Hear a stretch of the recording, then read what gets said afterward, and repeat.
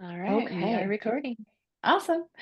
Wonderful. Well, we've been visiting here for a second, but we decided to record so people could access this content in future. So I'm going to back up a little bit and do a very, very, very brief introduction of who I am and why I'm talking. And then we will get into the content of today, which is talking about overwhelm and specifically what I call our overwhelm cycle. Um, I don't know, the word cycle kind of I don't know why it kind of makes me laugh, but maybe overwhelm pattern is a better way to describe it. But who am I? I am Kara Ryska, and I am a mom to four children, a caregiving mom specifically. So my kids are aged 8 to almost 18. My oldest son's going to be 18 in August. That's kind of going to be a big milestone for us. And my 16-year-old son, his name is Levi. He's a multiple brain tumor survivor.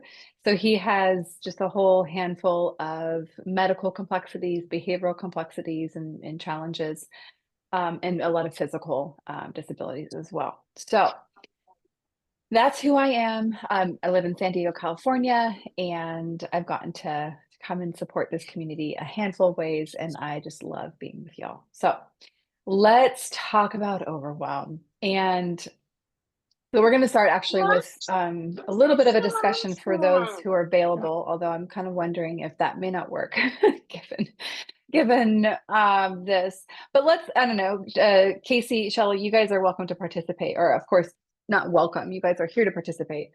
Um, so as you think about feeling overwhelmed, I'd love just to hear top of mind, what comes up for you when you think about this particular topic, or even how you feel like in your body when you feel overwhelmed. This is Shelly. Hi, Shelley. Um, hi. My body just shuts down and I just need to sleep. I love sleeping when I'm overwhelmed too. Or like it's Oh, like I think it's like when I think about like trying to um I guess it's like my safety place, my like if I just go get a night's sleep, I'll be able to deal with this tomorrow. Like I kind of want to just reset when I feel like, all the things. So, and see, I need to nap during the day. It's like today's a nap day. I'm gonna lay down from 2 to 3 when everybody gets home and good for you. continue. Nice.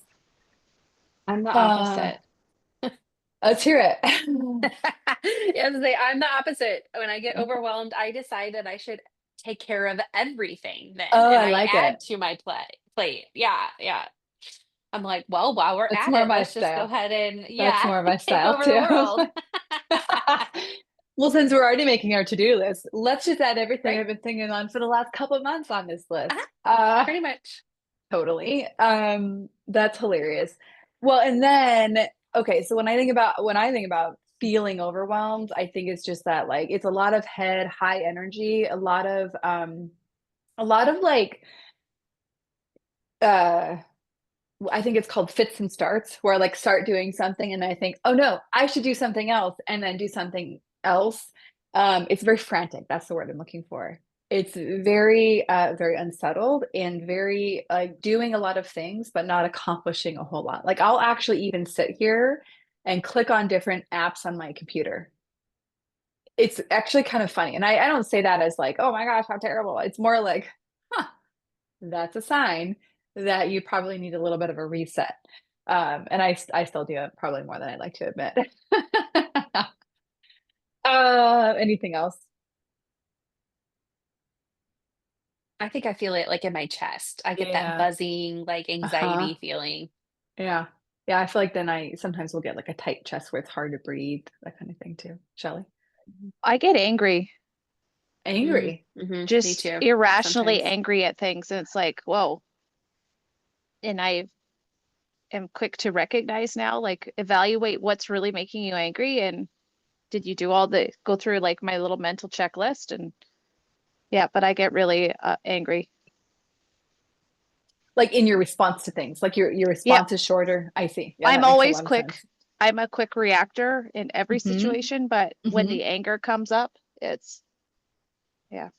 Yeah, that is, I think, In some of the examples that we'll talk about in the pattern, I think that kind of even comes up in one of the examples I have. That basically you like respond harshly to everyone around you, and then you feel bad about it because you're like, oh, that was not the best of me. Wasn't, and then you can even recognize as from a rational standpoint, that actually had nothing to do with them, that it was out of your own feeling of overwhelm that you Yeah, responded. exactly. I think that also, like, if I'm overwhelmed, the lack of ability to control outside things gets really upsetting, like anger, like Mhm. that's where the anger inducing comes in. And if there's anyone that's going to be not controlled, it's all these darn kids. So they become really aggravating.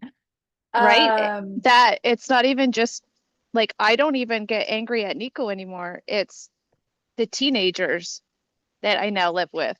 That it's like, I know, whoa. that are living in my home. Yeah, I um did give birth to them and I love them very much, but they are the ones that I'm reacting to the most right now. uh-huh. Yeah, actually that even happened to me this morning, where I had a call right before this, and I, I have a little bit of a back-to-back day, and I was trying to line out my 17-year-old son on the kind of the day, and something happened, and I was just so short, like so like quick to be like, Dad, I don't even know what I said, but like, and if I look back, it's like, oh, there's a little bit of a like overwhelm or rush, which we rush when we're feeling overwhelmed, because overwhelm, I think, also has an association to there's too much to do, not enough time. So that's why we're talking today. Um, Hi, Bella. so, okay, so we're gonna start. We're gonna start by talking about overwhelming as a predictable pattern. And most of us relate to overwhelm, or we don't necessarily stop and think about it, but the experience of it is often like something that happens to us. Like overwhelm just kind of comes on us, um, whether we like it or not. That it just is like, oh, today is going to be an overwhelming day. And, oftentimes it feels like too much, not enough time, too many demands, and not enough in any way to assess or to like deal with it. But I think what I'd like to reframe us to really thinking about today is that overwhelm is not external circumstances. It's not something that happens to us. It's actually the way we respond to those external circumstances. It's another way of saying that same thing is it's the relationship we have to what is happening, the relationship we have to these circumstances.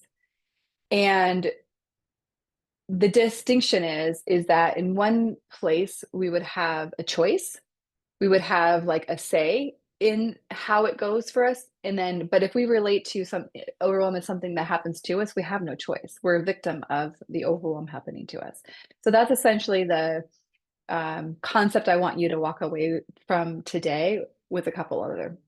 But I also wanted to point out that there's two distinct types of overwhelm that I'm going to like we were going to talk about today. One, and I want to make a lot of space for this because like major life events and predictable patterns are two different things. So what we're talking about today is like the day to day, you don't have anything hugely different going on. Welcome, Kristen.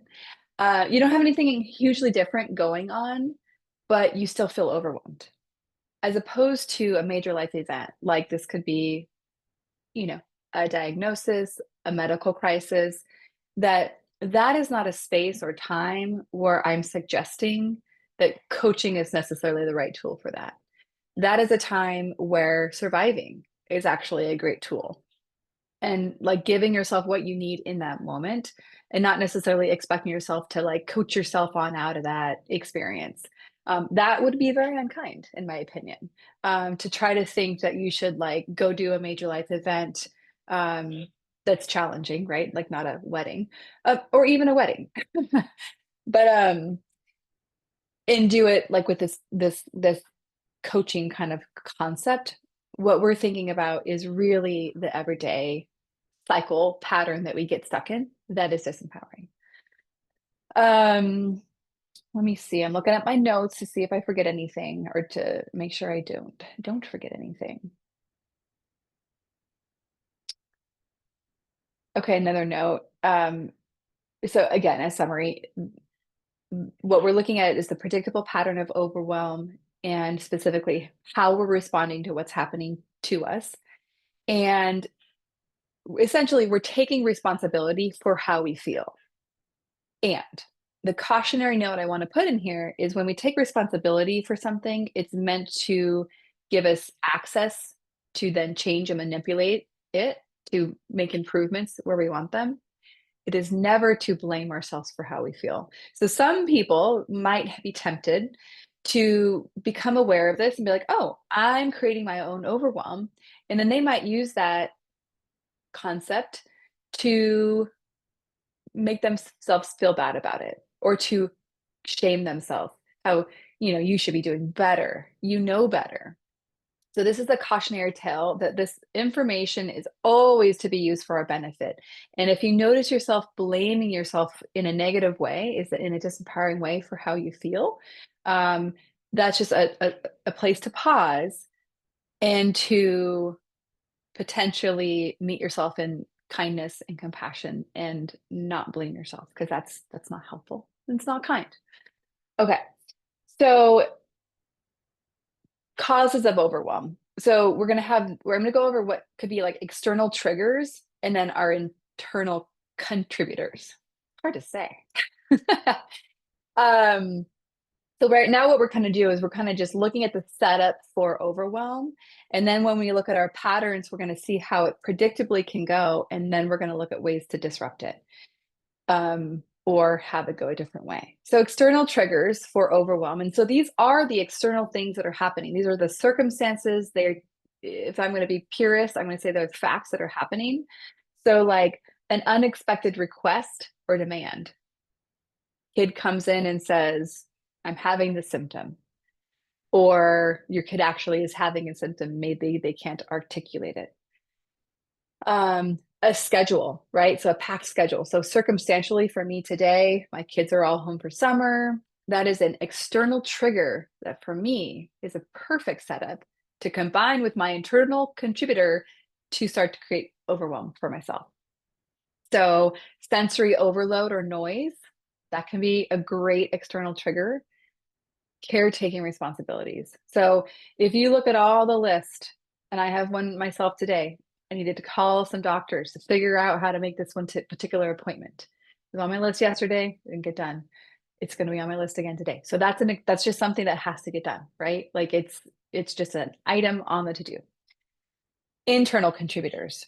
And so these could be endless, right? Like this could be the weather, right? It could rain, and that could be an external trigger to set you up to start to give you some, basically it's like the spark and then the fuel. So internal contributors would be something just have like, generally you have high expectations of yourself. It could be fear of disappointing others. It could be this like overarching perfectionism. Some people pleasing. If you notice that you're a people pleaser, not wanting to let people down. So it's kind of similar to not disappointing others. How to do it all mindset. That can be, if you always expect yourself to get it all done, that's going to be giving you a certain personal narrative that when we combine that with a spark or the external trigger, then that's going to set you up to like just basically jump on your pattern and run with it. Another one is lack of boundaries or self-trust. So when we don't know how to create what we need for ourselves and hold boundaries in that space, then it's going to be especially hard. Oh, good to see you, Karen. Nice to see your face. Okay. So then I'll end this little section with something that I think is just like helpful to understand. That overwhelm often happens. It's like math. When what's being asked of you exceeds, and there's a word, if I could underline it, I would, what you believe you have capacity for. So not what you have capacity for, what you believe. And that's the critical piece. And this is where you have the opportunity, the most opportunity, I should say, is the way that you think about it to interrupt and change the pattern. Okay, so I'm going to introduce a tool, and it's called mapping your cycle, mapping your pattern. And it's actually a very simple tool. And I'll show you some examples. And actually, Casey, if we're not already, I'll need to share my screen and sort that out. So this won't be the smooth presentation you've ever seen, but that's okay. So if we want to consider this cycle as basically something that starts with a trigger and then unfolds with a series of predictable events, because when you do this little exercise, you'll realize in general, you kind of have the same modus operandum, that you kind of go through the same series of internal and external cycles, and then basically wind yourself back up at kind of like ground zero or like baseline. And so this particular exercise, it's going to be, I want you to almost like picture like the face of a clock. We're going to start at the top of the page, and then we're going to work our way around. And actually now I'm going to try to figure out how to share my screen. And I think I've got it. So bear with me as I move a couple things around. Ta-da! It's still too big, but I'm going to make it. Okay. So Perfect. we're close. We're close. Okay, now I got to find. Okay, then I found you guys. Okay. So you guys should see this very, very simple little cycle. Like I said, the face of a clock. We're going to start at the top and work our way around. And it's very, very simple. It starts with, and you can do this for like in general, overwhelm. When I did this, to kind of refresh, because it's not like we are one and done, like we have one and, we evolve it over the time. But I did it, and I started with kids at home need care. That's what I put at the start of my cycle, and then I worked my way around. So then, I'll give you guys examples, don't you worry. But basically, we move ourselves around the pattern, and we kind of see that there's actually a very predictable and repeating cycle that we continue to go through and around. So let's look at an example. I think that's what this is here. So this is then when we fill it in. So you might start with, I'm feeling productive and motivated. It feels pretty good, or motivated and productive. Do you see that, Casey? Nicole's in the waiting room. Okay. No, I didn't see her in the waiting room. Let me look. I don't know, it's funny, it popped up for me. Oh, because you're in the host now. I had to make you host. Oh, okay. So let me. Sorry about that. Can you add that her? Yeah, no Shelly's problem. back. Shelly's in there too, I think. This is funny. Yeah, Did I get kicked out? Did y'all get kicked out? There we go. Okay. no, I added, so I have it on my phone, but I also added on my laptop so I could see better. Okay, perfect. No problem at all. No worries.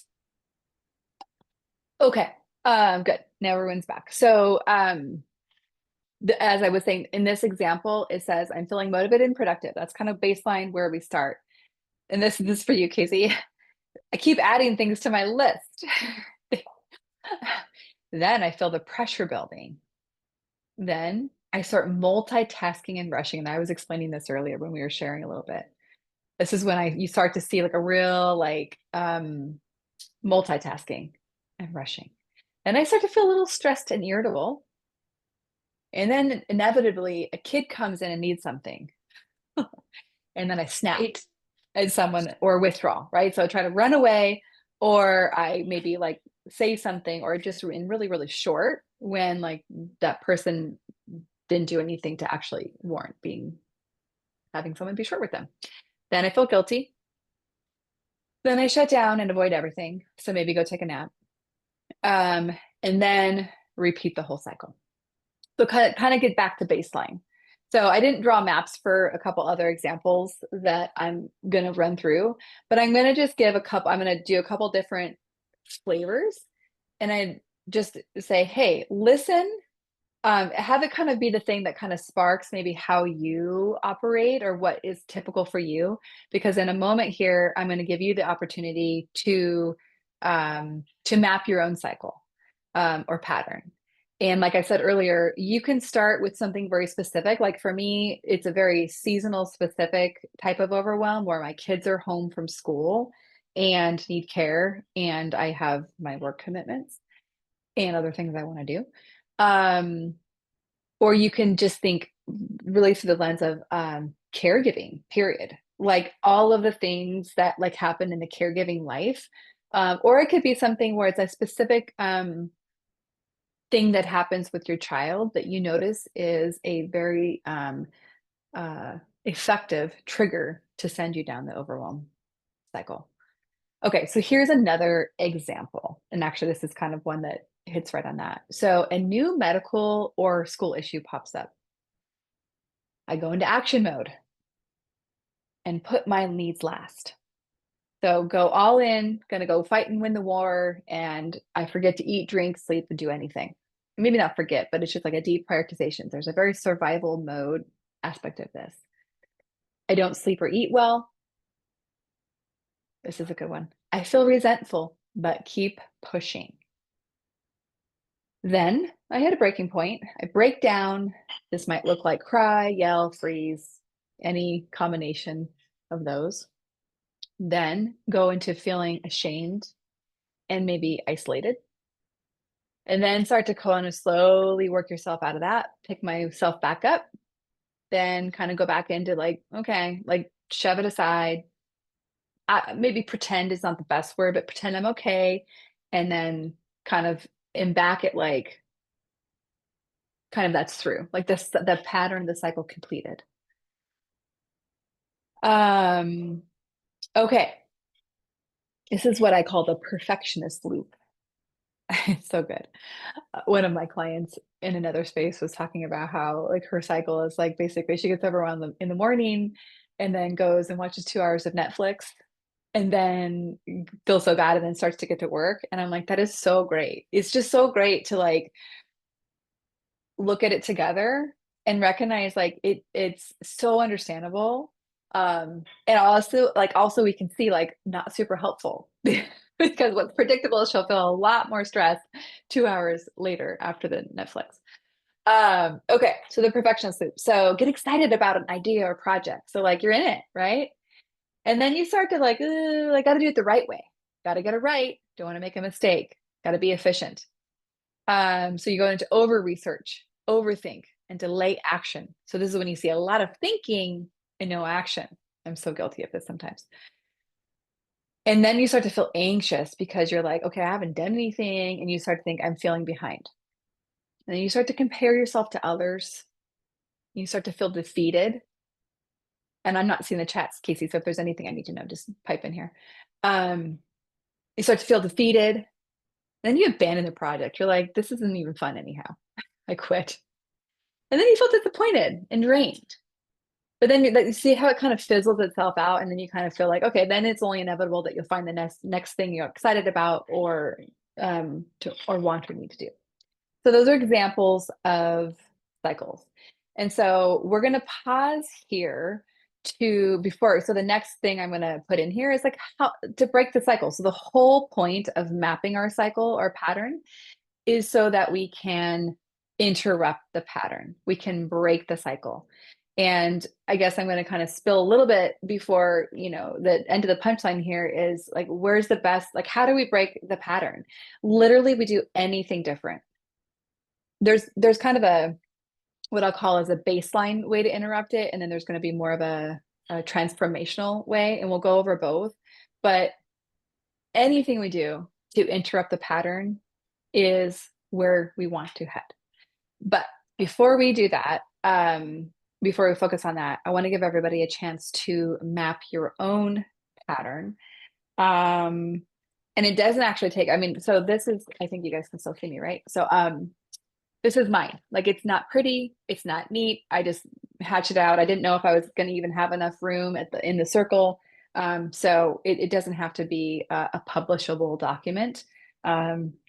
just kind of go with your gut, go with what you're leaning in. So probably take about 5 minutes, and I'll take cues from y'all like when you're ready to go. So either give a thumbs up or come off mute and say I'm done. But I'll give you guys a few minutes to do this. So before I do set you to do that, does anyone have any questions as I give you about 5 minutes to go do that?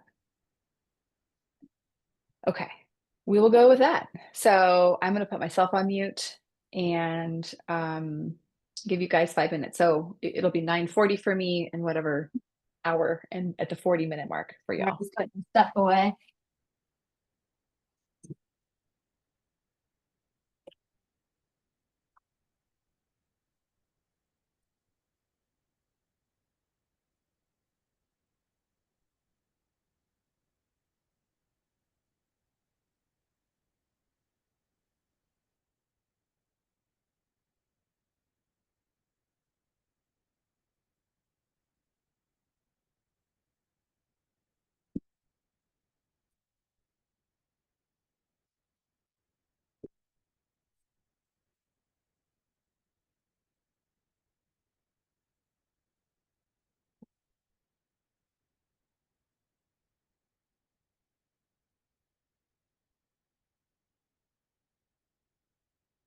It sounds pretty sad.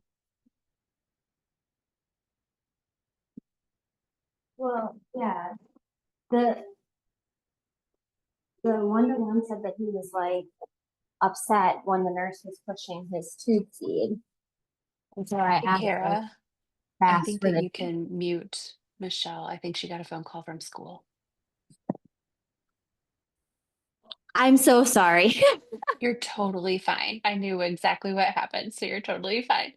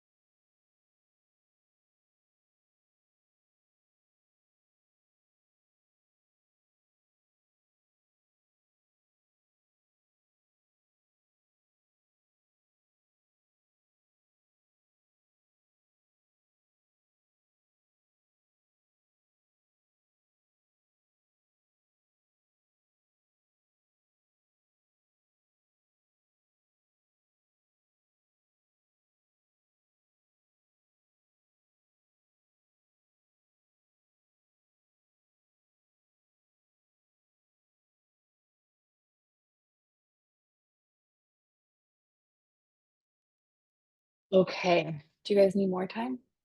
You good, great, Casey? I'll judge it off of you. Okay, because I know some of the other people are multitasking, trying to caregive and do this. Okay.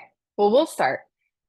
And I will, you don't have to. So it's always, sharing is always optional. But I do think it can kind of be cool to connect and actually share your own pattern. And Casey, I was trying to figure out how to give you back hosting rights. I couldn't figure it out. So if you want them back, I'd glad to give them. I'm not worried about it. You're just fine. Okay. I didn't try super hard either, but okay. Okay, I was going to share mine. So, and what's something I want to point out is that, well, thank you for coming, Kristen, for as much as you could be here. I want to point out that, like, even as I read through mine, because I did do this last week, I was, I'm like, oh, that probably could go up here. Like, it's not, I don't have it perfect here. Like, it's not like the point of this exercise is not to like get exactly right. It's to create a little bit of awareness. Because, and I'll tell you the part for me of that was most helpful in doing this pattern. So my pattern starts, like I said, at the top, kids at home need care. Then I go into trying to organize. So in my mind, I'm like, I've got to organize. So I don't have, and particularly organize so I don't have to give up my stuff. I was like, I want to do my stuff. And this is terrible to say, but I'm going to say it because it's what I'm experiencing. And I'll kind of like have to deal with them. Like I wasn't fully embracing like, oh no, actually like this is your job. And if I take a step back, and actually my highest priority is my kids. So sometimes I get a little mixed up on that when I'm off in the wild. So then I see, then the next step is toggle between my stuff and kid stuff and do both poorly because I'm kind of going back and forth all day. And there's only so much of that task switch swapping that we can do. Feel very distracted. Give up, next step, give up and stop planning. So then we just give up all organization. The next step is don't make decisions. And again, I'm not saying what to do or not to. This is the pattern that I see myself in. So don't make decisions. Then get tired. Because already, I mean, you guys are, yes, it sounds very tiring. It is. And then this is interesting. Then I go to try to through more organization. So I go back to like, okay, well, it didn't work before, but in the pattern, it doesn't matter. It's like going to, like, I'm going to think my way through this. I'm going to solve this problem with my mind is kind of the pattern that I go to. Next step is nobody has fun. And then kind of fizzle out and we're back at the top of the little pattern here. But the point that I wanted to really say is what really was, I'm going to say transformational for me was this aspect of really recognizing that I stopped making decisions. Because that's actually, if I look at this whole pattern, that is actually the element that keeps this cycle going. It's like if I take out the decision part, excuse me, maybe said differently, if I shift the decision part and actually make decisions, it has this whole cycle go differently. It kind of, again, because it takes, the only reason I'm toggling between my stuff and their stuff is because I haven't decided who and how and what I'm doing. So I'm just completely responding like at effect of like everything coming at me. And so when I make a decision in advance, it completely creates a whole different palette to work from. So, and I can, if we have time at the end of the call, I can even go through more of some of the hows of what I do there. But so that's mine. And I'd like to open for anyone willing to share theirs. And again, this is just, we're not saying this is good or bad. It's just the pattern that we're observing. So anybody willing to share? I'll share. Yay. Okay, so mine kind of went with the one I'm feeling productive and I have great plans. So my example is we just did some major construction on our house. So I would get up like, okay, I'm going to clean out this room today. But then I get up and Lily needs me. You know, we need to change the bed because we've had a bad night of stuff. We need a bath. We need our breathing treatments.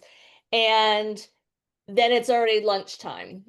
And I've not accomplished anything on my list other than caring for her. So then I try again, but then something else comes up and I'm still not doing it. Then I'm no longer eager or to continue working on that project. And then I get frustrated and sad that I didn't complete it. And then I put the task off for a while. Brilliant. I mean, in terms of well done, in terms of documenting, and I think I relate to that one a lot. Well done. Well done. Thank you. Anybody else want to share? So you know me, I'll always share if there's Okay, time. Yes, Shelley first, and then you can, we'd love to hear from you, Nicole. Sorry, me first or you cut out? Shelley first. Okay.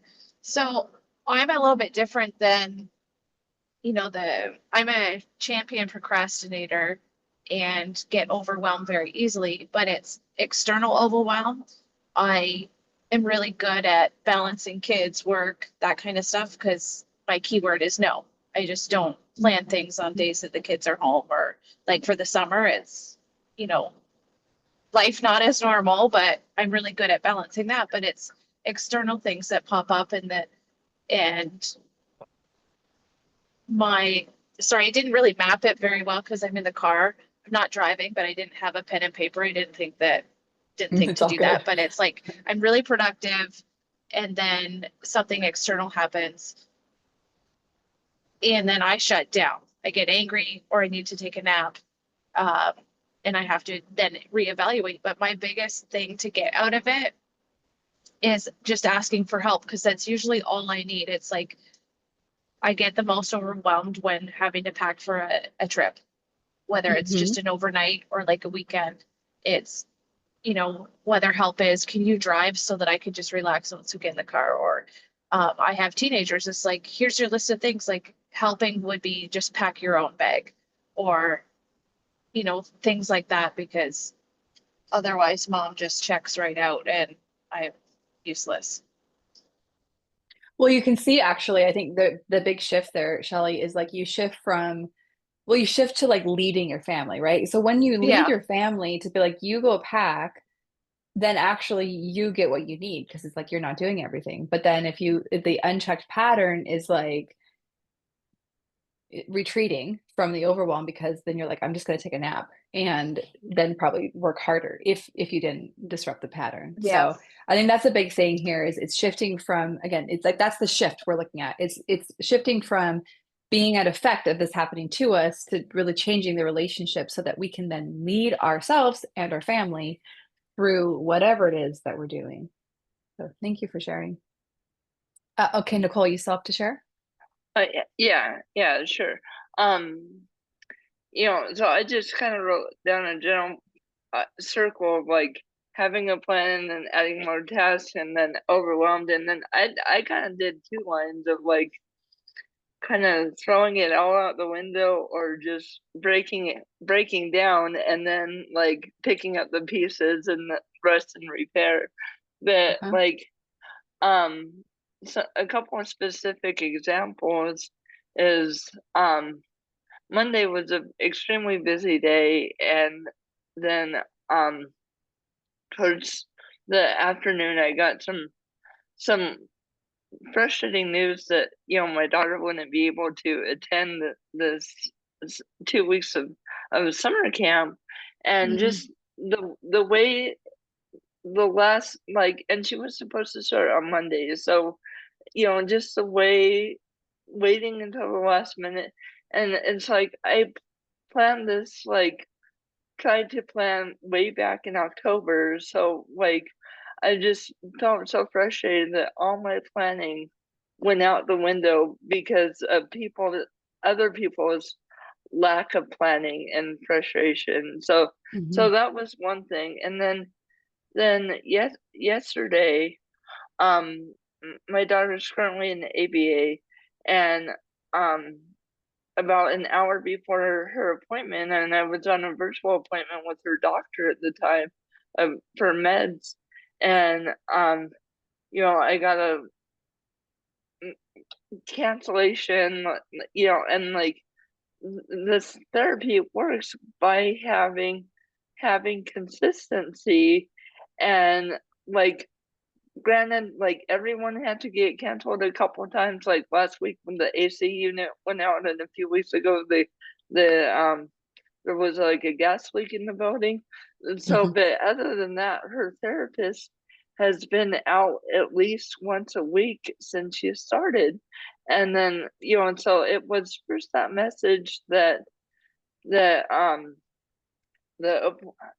that things were canceled for yesterday, and my husband had to go into work, and then I had like my personal counseling while she was supposed to be in that session of like, like how do you juggle all these things with summer, and then right before my counseling session, I got another text saying that the person is going to be out for an extended period of time, and it's like, do you want us to try to find subs?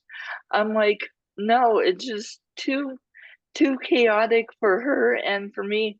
And so long story short, like she could come back for like a week or two before she's going off to this other thing. But I'm like, overall, I'm like, I just gotta trust with my gut and just stop this completely until things can stabilize, because right now it's just juggling way too much. And I might get some pushback from them, but at the same time, like, I know it's too chaotic for me, so it's too chaotic for her. And with all that change, I can't provide that structure and stability here at home in creating and developing our summer routine. She got out of school last week, so it's, we're just new in the routine, but, getting a notice 30 minutes before the appointment, it's like, oh, it's canceled, and it's like, Yeah. it's so hard to juggle around that. So then I feel at peace where, I can just make a decision and, live with it, and, move on, and that now our summer is going to look a lot different than what we previously thought. Yeah, well, first off, I think all of us here listening are like, so feel you and so bummed because yeah, you did it all right. You did it, you had all your, October is impressive, and to have it not go the way that you worked really hard to create. So thank you for sharing, and so sorry that that's what's happening. And I think, yeah, clever how you kind of created two different routes for your pattern. It doesn't have to be a perfect circle. I think it would be interesting for you if you reflect specifically on what happens in your mind when you get that text or that call of somebody canceling out. So we won't have time to do it today, but like I think it'd be interesting if you kind of map that out, just to notice how you respond and what that pattern is. And it may be a pattern that's working, and it may be a pattern that you want to change. So we're going to spend the last little bit here talking about breaking the cycle, breaking the pattern. Like I said earlier, the whole point of mapping the pattern is so that we can break the pattern. Or maybe a better way of saying it is disrupt the pattern. So the first thing to do is to, and I can send you these in writing too, Casey, if you want to put them with the recording. That way it kind of be concise. But the first is to notice that you're on the pattern. So for me, my cue to notice I'm on my pattern is to notice if I'm not making decisions. And so that's going to be telling me I got right back on my pattern. And that's going to be the basically place to pause. And again, I said earlier, the best place to interrupt the pattern is wherever you interrupt the pattern. So, and you can see that particular spot is, I'm kind of well into my pattern by the time I haven't made decisions. But it's going to be for me the most notable place to notice. So that's why I decided that I'm even reflecting on that right now. So even just saying to yourself out loud or in your head, I'm in the pattern right now. I'm in my predictable pattern right now. And then that can guide you into the next step, which is to check your thoughts. So if you have an extended amount of time, which you probably don't, but let's look at an ideal, a little scenario. It would be to do a quick little jot down of like, what are you thinking right now? I do a little download of like all the things running through your head and just observing them, really asking and answering the question, what story am I telling myself right now? So for the perfectionist, they might be telling themselves, I have to get it all done perfectly, or even I have to get it all done. That's a thought. Shelly, that's great. I need a tattoo that says check your thoughts. So do I. And be nice. That's the two things I need. Check your thoughts and be nice about it. So yes, check your thoughts. Because like I talked earlier about there's kind of two levels to break this pattern. There's going to be the surface level of like doing something differently, right? So for me earlier, I talked about this scenario. I don't know if it's going to be in the recording or not, but the scenario where I like just watch myself like clicking my computer buttons, like not doing anything at all, but feeling like I'm doing a lot. It's kind of part of my overwhelm pattern. So I could have interrupted the pattern by literally walking away from my computer and saying that's not working. So that's interrupting the pattern. And that's at the action level, which is great. But it's very predictable that I'll find my way back to the pattern. So really want to guide us to this, what I'm going to call this transformational level. And that's going to be through this checking our thoughts and essentially telling yourself a different story, revising the story that we're telling ourselves. So it goes from everything has to get done right now to being able to actually be like, tell yourself the story is, I can get exactly what needs to get done every day. Or I've never let my child down, and that's what matters most. Everything else can wait. That's a story. So I'm just, pulling different stories out of thin air, to do this work. It takes a little bit of thought and a little bit of intention. Okay, so other breaking the cycle would be to come back into your body. So this is where we breathe. Usually when people are overwhelmed, they're not breathing very well, or their breathing pattern is suggesting to their body that they're not okay. So breathing would be where we restore our breath to breathe slower and more deeply and exhale. Thank you. So this can be also grounding, stretching, but kind of coming back into our own body, maybe even taking a walk if that's accessible or feasible for you. Ask yourself, and this is what Shelly said and does a great job. Ask yourself, what's one thing I can do to support myself right now? Or externally, what's one thing I can ask for from somebody else right now?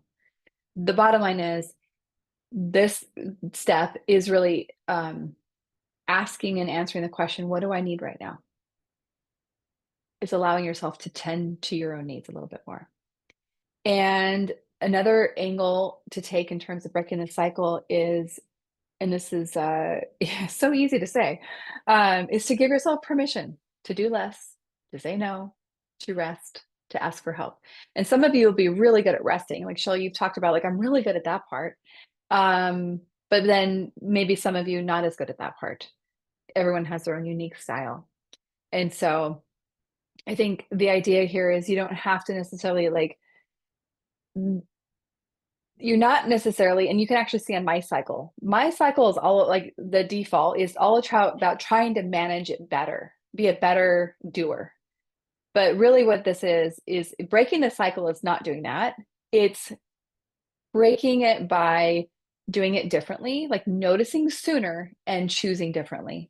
And that choosing differently, again, can look like that thought patterns and the action patterns. And they go hand in hand, right? Like we take a different action that helps build our thought about like kind of who we are and how we operate. So neither one's right or wrong. So we do not have time for questions. So I guess I won't ask if there's any questions, but we will say goodbye. Well, here's what I will say. If you have any glaring questions, Casey knows how to reach out to me, and so let her know. And I'm here to be a resource to the community, and so I'd be glad to clarify anything, or of course to go into deeper anything, and especially in future episodes of remember what we're calling this. Then we can certainly we can dive into deeper. So I'll close with sharing something that Shelly has shared on the chat. And it says, saying no to things I don't want to do was the hardest and best thing I ever learned. And so I share that saying, yeah, and it's an area I want to grow in personally, and I'm guessing most of us can as well. And that would be very integrated to the topic of today. So I'll turn it back to you, Casey, if there's anything you want to say in closing. Yeah, no, I think that is great. And what we will do is I will edit the recording and then we'll get that document from you and then we'll send it out.